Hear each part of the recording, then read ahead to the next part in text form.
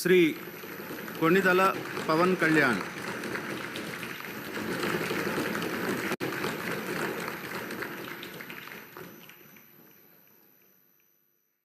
కొణిదల పవన్ కళ్యాణ్ అనే నేను శాసనసభ సభ్యుడిగా ఎన్నికైనందున శాసనం ద్వారా నిర్మితమైన భారత రాజ్యాంగం పట్ల నిజమైన విశ్వాసం, విధేయత చూపుతానని, భారతదేశ సార్వభౌమాధికారాన్ని, సమగ్రతను కాపాడుతానని, నేను స్వీకరించబోయే కర్తవ్యాన్ని శ్రద్ధాశక్తులతో నిర్వహిస్తానని దైవ సాక్షిగా ప్రమాణం చేస్తాను.